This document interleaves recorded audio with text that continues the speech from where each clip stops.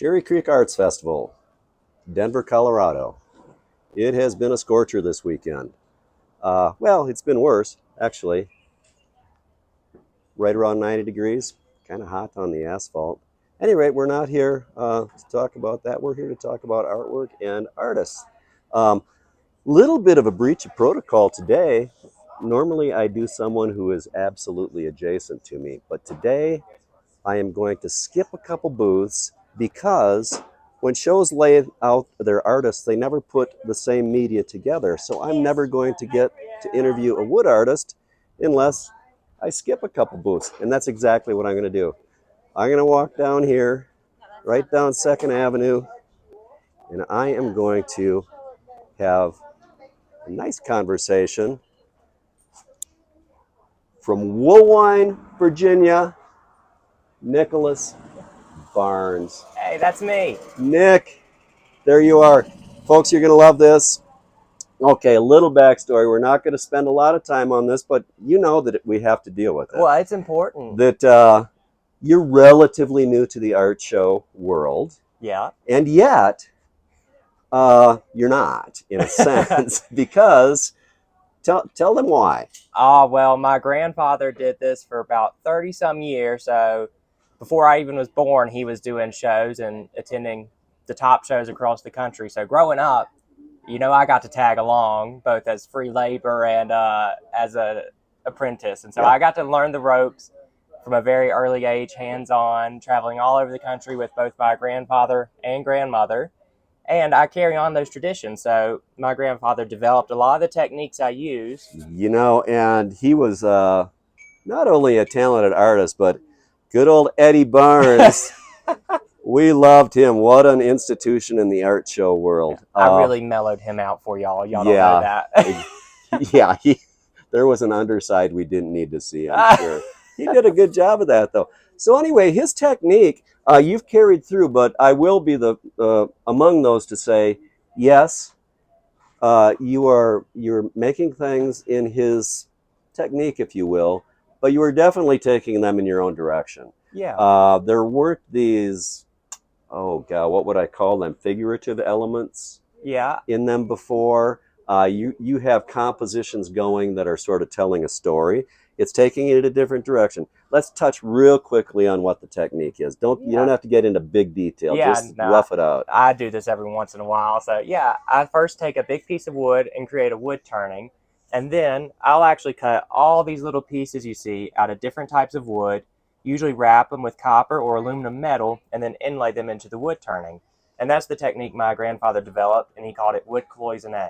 And so I still use that. Yeah, and I think that's a very appropriate term. Do you go back and turn any of the inside out, or is it just all you do the turning and you apply it to the outside? I do hollow it all out. I'm real lazy. I don't want to carry around a bunch of heavy stuff. And so, no, I hollow it all out, and I create a pretty much complete form, that vessel. And I almost treat that vessel as a canvas for me to do all the inlay work. And that is really the area in my art in which I feel like I'm able to combine my own aesthetic and personal unique elements with these natural materials or found objects and all these things to create something that's uniquely me and natural and somewhere in a gray area in between. It's very effective. I remember Eddie did a couple of these before he quit, the cross sections of colored pencils. Yes. I always say I was real terrible at drawing. Those are so fun.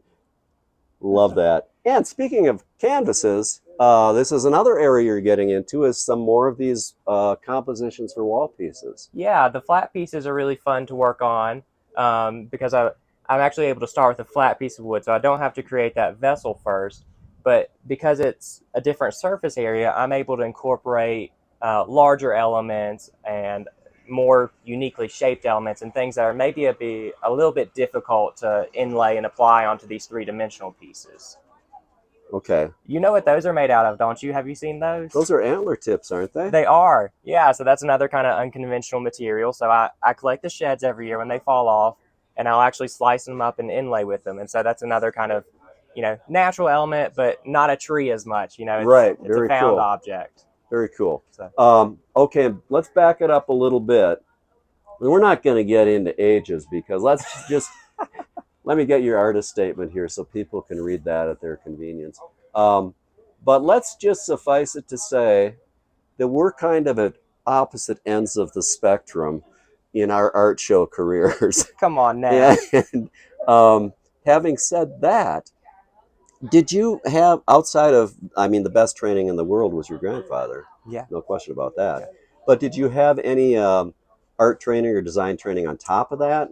I What type of did. an education did you have? Yeah, no, they sent me to college, so I got educated. I have a degree in Well, product I design. like the way that you keep that hidden. Very Yeah, right. effective. You know, gotta stay humble. That's No, right. I studied product design, and Oh, so cool. I learned how to. When that's a big, actually does contribute into my art. My grandfather was also a product designer by trade, and so that was also bloopers. No, Yeah, that was also an important thing. So for me, art has always been about for people. So I yeah. make things and I do shows because I get to see people and respond to them, and they get to respond to my work. And I really want to make things that people want and to Yeah, have, and that's what feeds me and my creative spirit.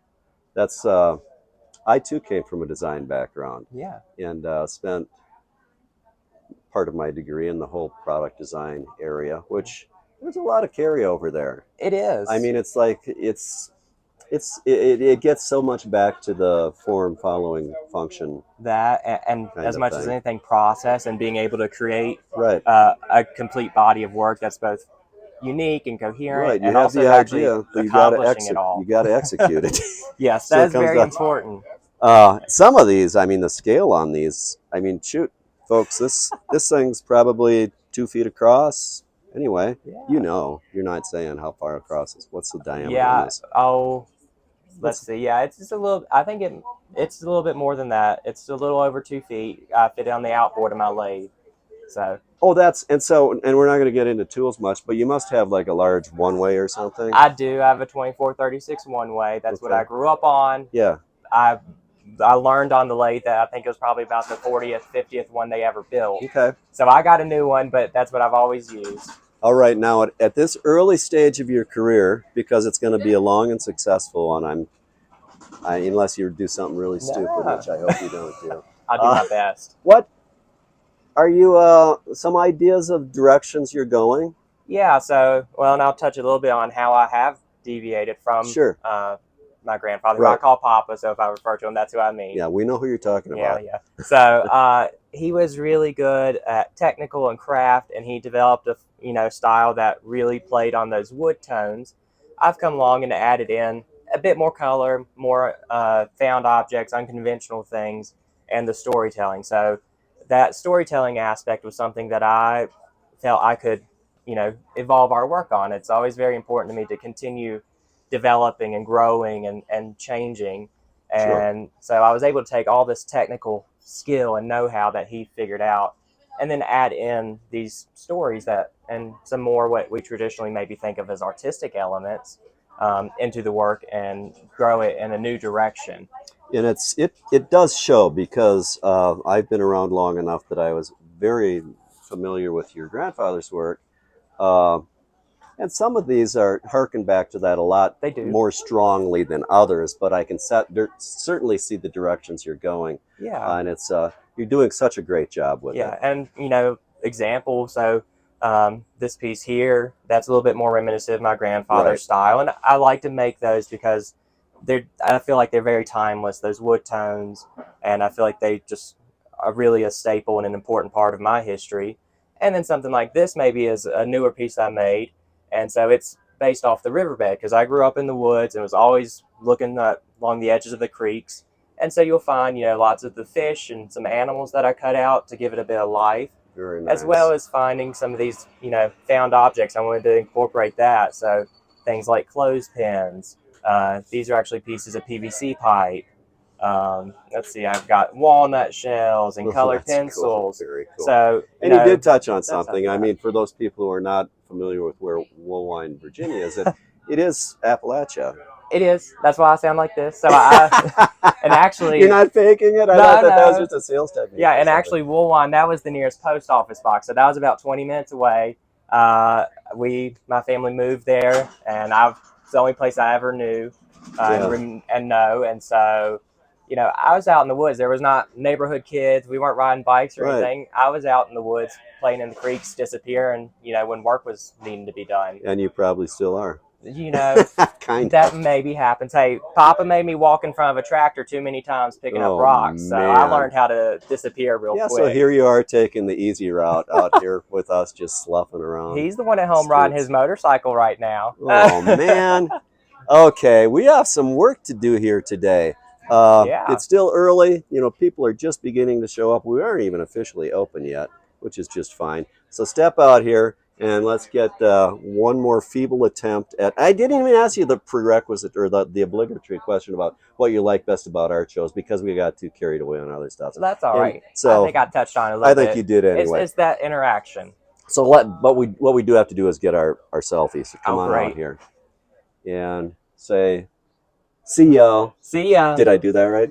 I don't know. You're not the right person to ask. Thanks. Thank you.